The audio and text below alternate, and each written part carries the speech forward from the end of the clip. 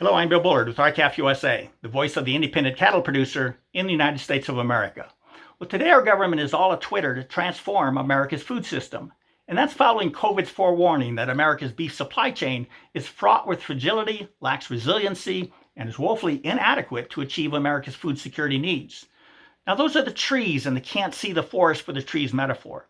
They're the easily identifiable problems manifest within our current beef supply chain. And those trees the government is focusing on are hiding the beef industry's deteriorated forest. But to see the forest for the trees, you have to step back about 40 years, about the time when economist Milton Friedman effectively erased from the mindset of corporate CEOs that they have any responsibility to society, and instead wedded them to the notion that their only responsibility is to increase their company's profits. And that's about the time when market regulators were directed to help the corporate CEOs by subverting antitrust laws. And they did so with the notion that market efficiency trumps competition. And that effectively nullified antitrust laws and gave free rein to corporate power. Now, these actions, of course, obliterated the forest. So let's define that forest. It was the intricate web of well over 1 million widely disaggregated cattle farming and ranching operations scattered all across America, in every state and in most counties. Their profits fueled the economies of their local communities. As the meat racket author Christopher Leonard coined it, these family-owned farms and ranches, which controlled the live cattle supply chain, were the economic pillars of rural America. But within just 40 years, we deforested the live cattle supply chain. Over 500,000 of America's beef cattle operations have vanished.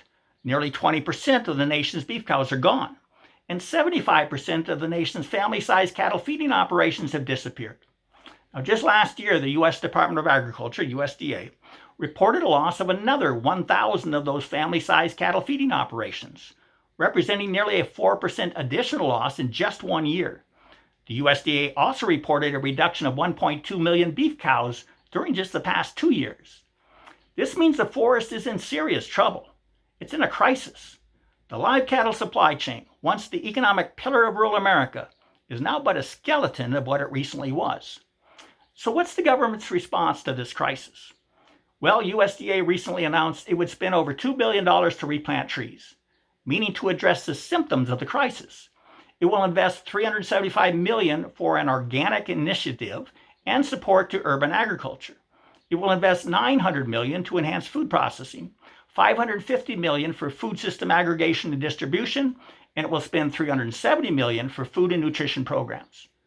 Now, there are 3 truths to be learned from USDA's announcement. First, the out-of-pocket expense that taxpayers must now pay to restore the competitive infrastructure lost due to the government's neglect and inattention over the past 4 decades is no less than $2.2 billion.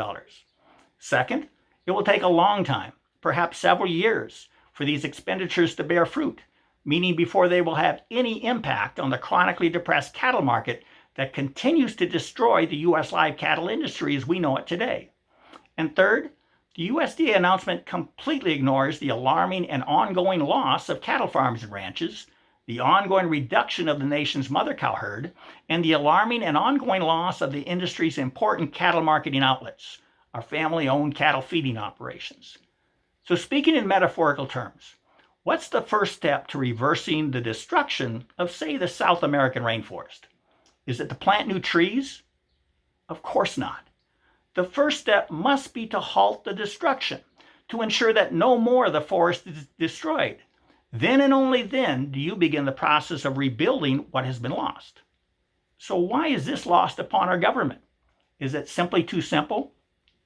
When the Ag Secretary unveiled his multi-billion-dollar announcement, I explained to him that conventional USDA programs are inadequate to meet current needs of cattle producers, who have now suffered nearly 8 years of depressed prices, prolonged and widespread drought, and skyrocketing input costs. I asked him whether USDA had a program already in place or if it could create one to provide immediate assistance to cattle producers and cattle feeders who will face imminent foreclosure or liquidation. A program to allow them to continue operating until such time as the USDA's longer range plans can begin to offer them competitive prices for the cattle. As of today, I've not heard back from the Secretary. Help us do more to preserve the U.S. cattle industry as we know it today by becoming a member. To learn more, go to r-cafusa.com. With that, thank you and goodbye.